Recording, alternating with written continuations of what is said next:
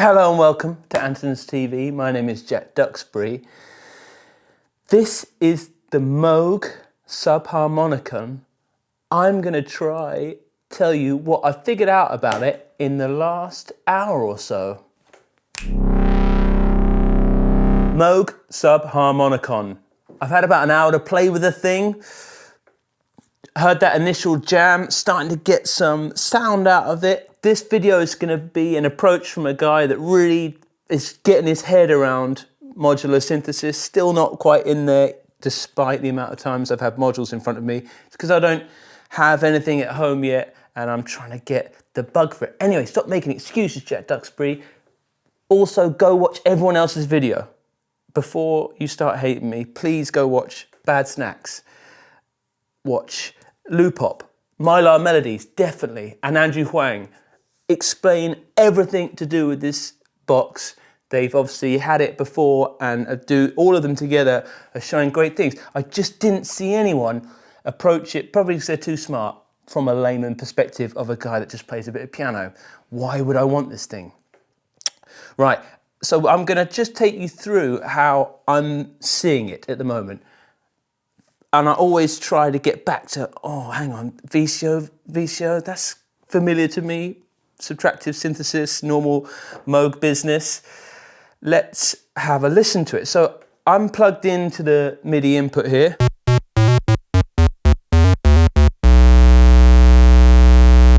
And I'm hearing this one oscillator, VCO1.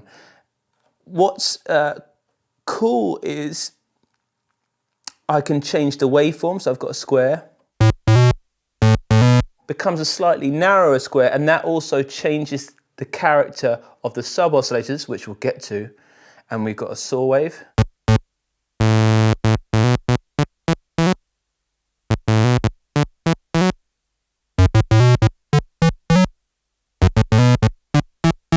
So we've got some variation there. I can also bring in, hey, let's stick with one for now. Right, and I'll do a little bit, if you haven't seen it and you're unlucky enough, I'm the first person to show it to you. Subharmonicon, subharmonics, some really clever stuff about the harmonic series, what happens below a note. Watch some videos on it. I can't explain it too well because Andrew Huang does an amazing video on it. Go check it out. Right, anyway, it's gonna sound a bit crazy, but if I hold this EG button, you'll hear me moving the frequency of VCO1 and have a listen to it.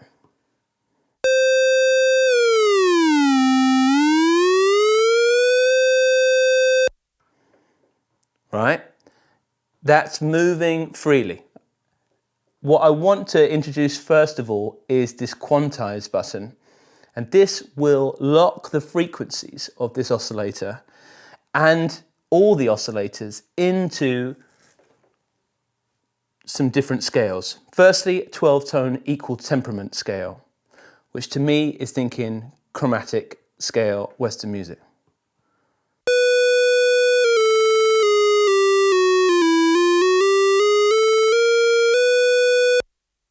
Cool. 8-tone equal temperament. So I'm thinking major scale. I think the 8, from what I hear, it just sounds like major scale to me.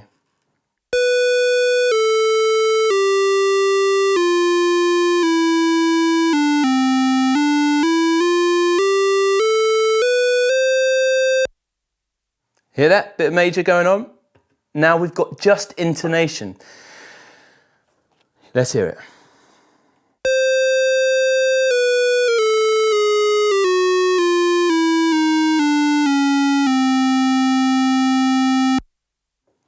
That was, again, sounding chromatic to me. Let's go to this major scale type thing.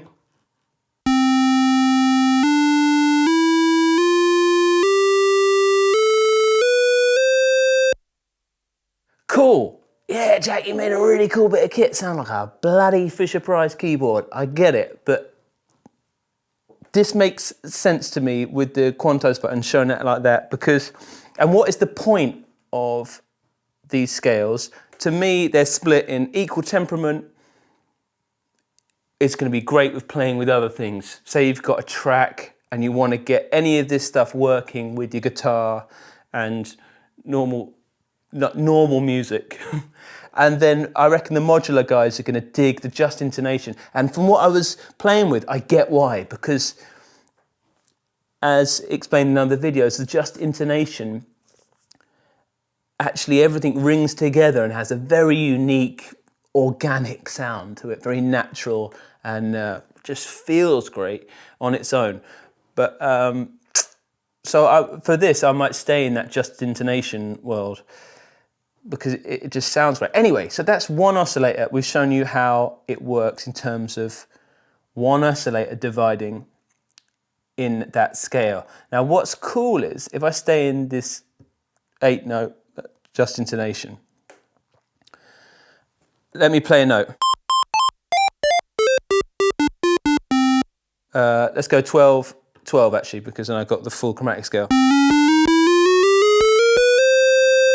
Cool, so I can play chromatically with my keyboard in it with one oscillator. Now, if I bring up the level of sub-oscillator 1 on VCO1,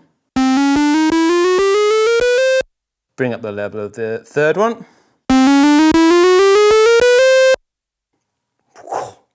already added a lot of girth. And I might add that all of these are overdrivable. Listen to the change in timbre if I just crank these up.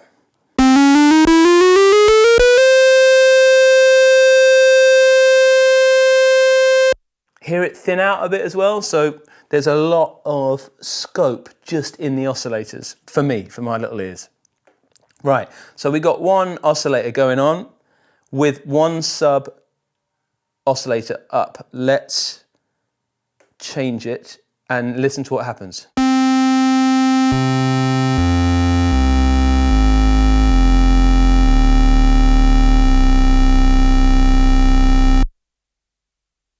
Come on, sounds killer to me. Let's bring up this third one and let's tune it to something we think sounds dope.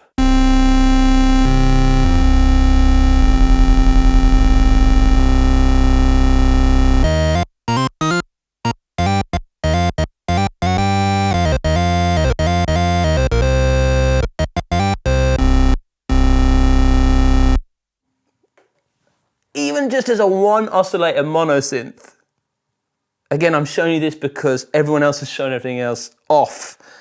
I think that sounds cool. Let's change the saw wave.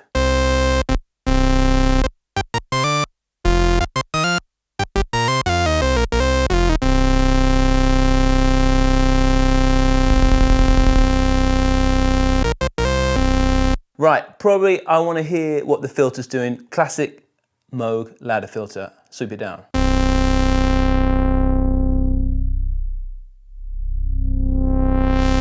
With half master resonance, you hear the bottom end go away a bit.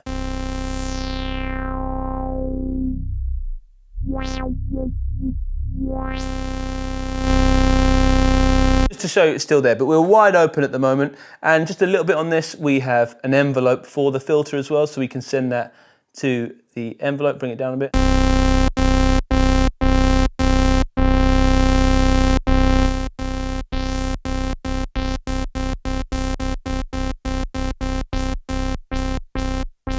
We can get those opening, closing sounds, and it's positive and negative.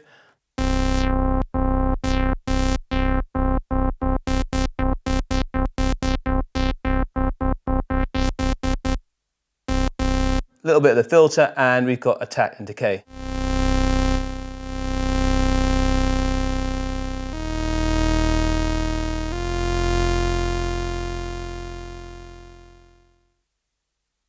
Super interesting. But I'm showing you how my brain is thinking about this thing.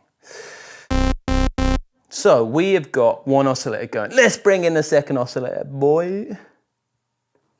Now I'm going to have this cranked up because when they're at their extreme, all the knobs here with the sequencer and the oscillator, they're kind of all in tune together, which is a good place to start for my little brain.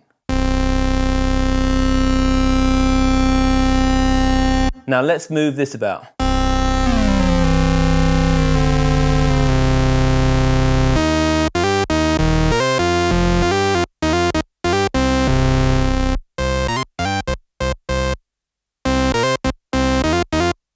See, it's really dope just to play as the synth.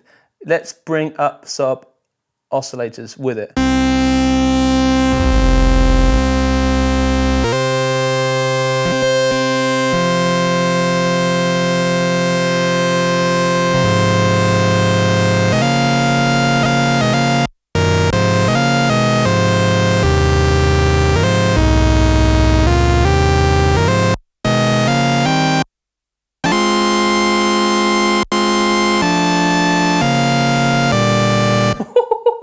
Fruity, but you see, I've tuned it to chords. I reckon you could, in equal temperament, you could easily tune it to a chord for a composition, each one, and get those really rich.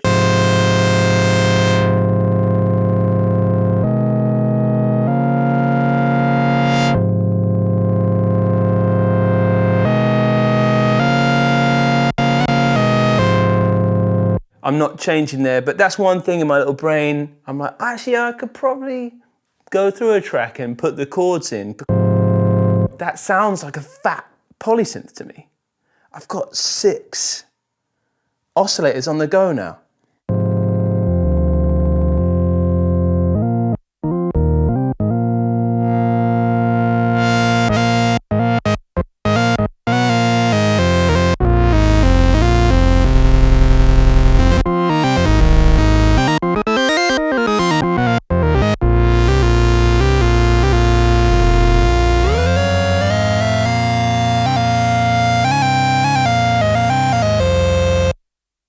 And that's what I was watching these guys playing with it and really enjoying the excitement of what's coming out, because it's just a little bit left field. And even as a layman playing dodgy pentatonic, it gives me some inspirational. Right, that's the oscillator section and the filter and envelope section. Hopefully that made sense.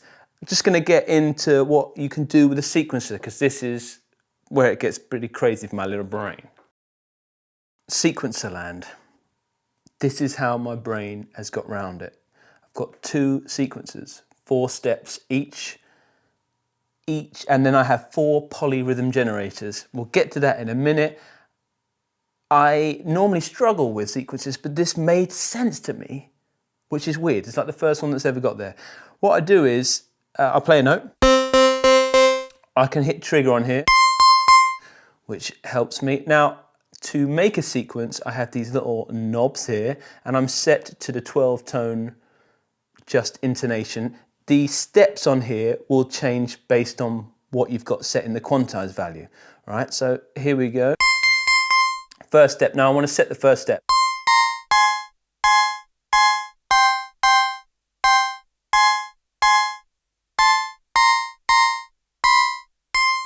Let's go with that note. Back to where we started, but just showing you what happens when I turn it. Right, and then I hit next. And I like that note. Next. Like that one.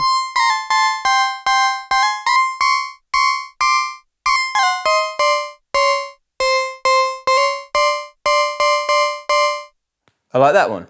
Okay, now if I hit play,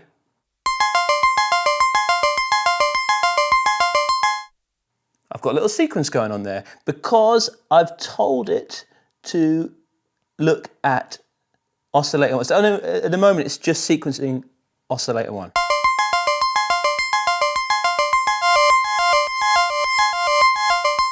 I can change those as we're going along.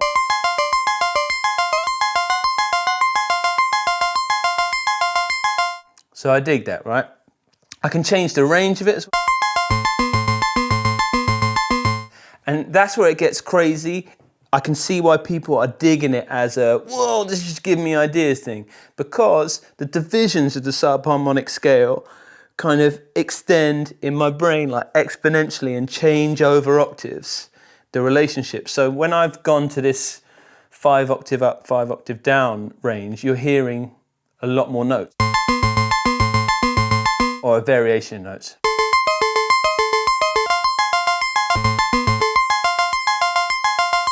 Got that one sequence going on sequencer 1. Let's go to sequencer 2. I've hit sequencer 2, and that over here it says sequencer 2 assign. It's just going to deal with this second oscillator.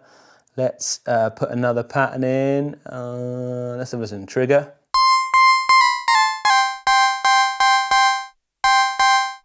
So next step.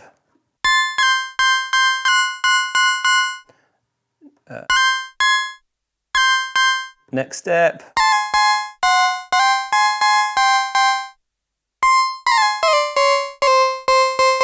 Cool, and I can hear that.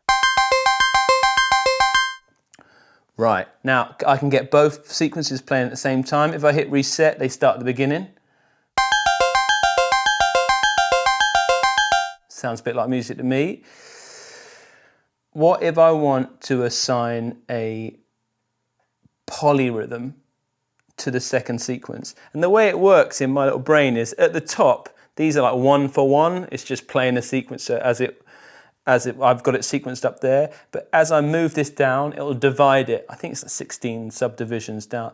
And polyrhythms are just cramming more or less notes into the same amount of time. And you'll hear it and it adds interest. Great videos of the guys jamming with it. I'm just giving you an idea of how I'm thinking about it in a classical way. Not really classical, just a dipshit way. Right, here we go. So I've got that. Let's see what happens. Reset.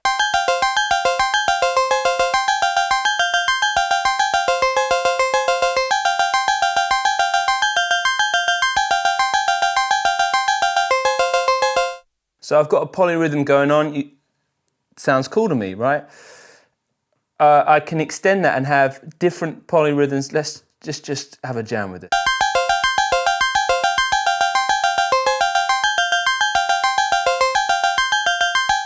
So I dig it. Right, now I can start assigning the sequences to the sub-oscillators, and this is where we can get some stuff going on. Let's change the range.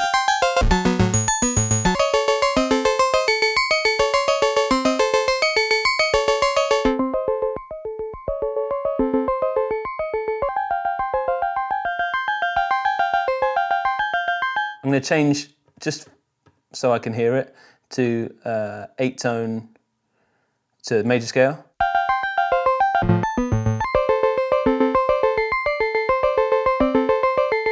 Seems a bit safer. Let's go for that for now. Let's hit play. So we've got that going. Let's put in some sub-oscillators and tune them as well. Let's hear what happens just without assigning to the sequencer, just bringing up the levels, because we're still just dealing with 2 plain oscillators now. Bringing up the subs, begin.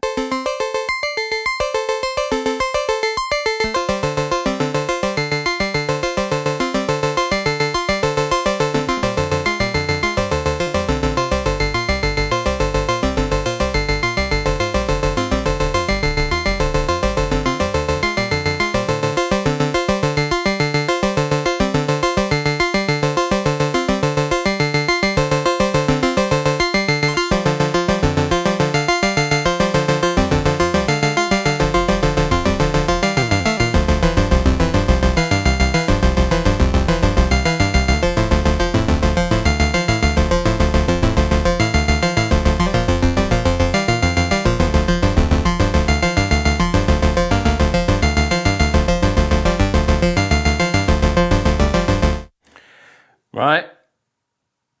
You can hear it all moving together. It's hard to, you can see that you're probably screaming at me going, Jabba, don't try control it. I'm so simple. I've come from a world where I just have these little keys, you know, so it's getting my head around it. I like thinking how it can fit into my normal diatonic scale when I'm writing a song.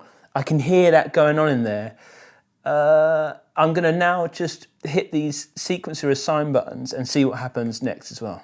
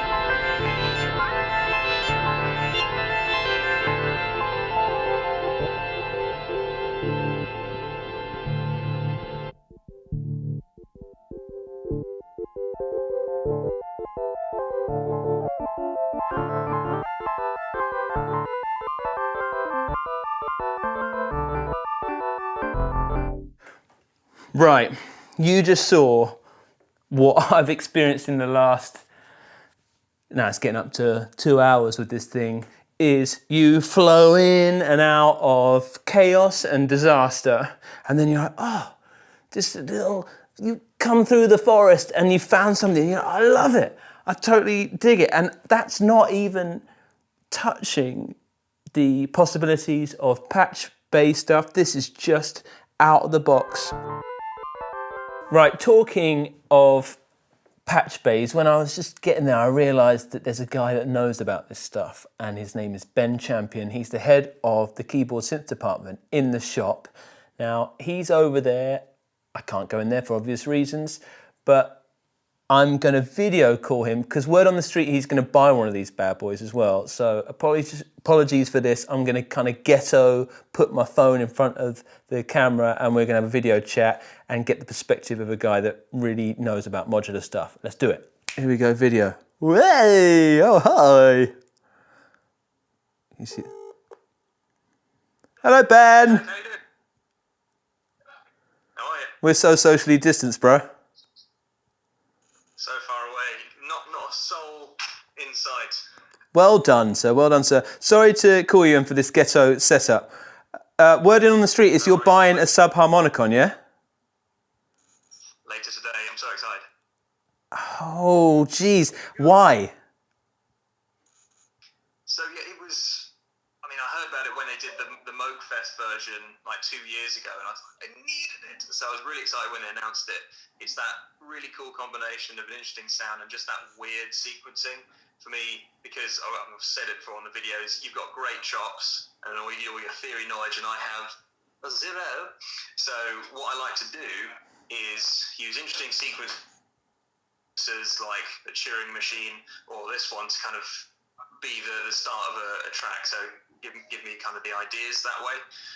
So I can channel my Brian Eno and, just use my ears. So I'll know when it sounds good, when it sounds right, and then use that as the jumping off point to make sort of a bigger track. Maybe I can flub some lead lines or a bass line or something on it. But it's that starting point just to make some really interesting chord progressions, because it's something I've struggled with for ages. Just the whole theory and playing thing. Hope it will fix that for me.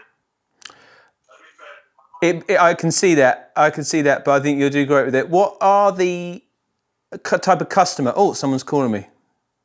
It's probably Stuart. So popular. Yeah, no, Stuart's probably wanted to shout at me. What type of customer do you see buying this as a modular head? Yes, anyone that's like me and likes that weird sequencing thing, or potentially somebody that's building up an analog kind of rig. Maybe they have a couple of mono synths, so that way they might be stuck with just a bass line and a lead, and they're searching for a bit more complexity, more interesting productions, and they want that kind of chordal thing, harmonic stuff, but they maybe can't fork out the typically $1.5 to $2 grand for a proper poly synth. And they just want that kind of inspiring, harmonic, chord-generating little box that, since it's modular, can then integrate with all their other stuff. How are you seeing that you're going to patch? Because that's a bit... I've called you because I got to the patch bay and realised that you know what to do with it. What are the type of things you're looking forward to plugging into it? Yeah, so it's definitely going to be using that sequencing just as kind of a standalone box into some effects. But then with those polyrhythm generators, maybe you're just doing a patch and you just want a really basic 4 chords, just kind of go chugging round. You'll still have 2 left over that you can actually tap from the patch bay to maybe make some interesting rhythms for other parts of a modular patch, or maybe you just want to use one of those oscillators and the sub generators for a chord, and then you want some ripping lead line, you could patch that together. Maybe even take both halves, go through a stereo filter and get loads of like width. That might be quite cool. But crucially, I'm going to give it some LFO action because it doesn't have that much modulation, or any modulation really, internally. Give it some of that movement and it should be a nice, big, swirly thing. Wee! Mate, thanks so much for your insight. I'm going to kiss you. Mwah. And have a good day. No worries. See you, brother. Thanks again to Ben for his perspective on this thing. Hopefully I've shown you something that other people haven't shown you yet in the videos that are already out, and I hope there's going to be some great stuff to come, I'm sure, because it's a brand new product. Right, I'm going to have a little jam out, just to let you know what I'm plugging into. It's the Earthquaker Devices Palisades. I dig this because I can actually change the chips it's running through. It shelves off the bottom end for some drive. Fairfield Circuitry Shallow Water, which uses this K-field modulation thing. Sounds like wobbly tape to me. And then the Mood at the end, which I might freeze some stuff if it goes anything like my brain can cope with. Like I said, this goes off in different directions. I've got a sequence set up in the major scale. Stop waffling on, Jack. If you like what we're doing, consider subscribing. If you don't, let us know in the comments. I'll go until I balls this up, which could be immediately.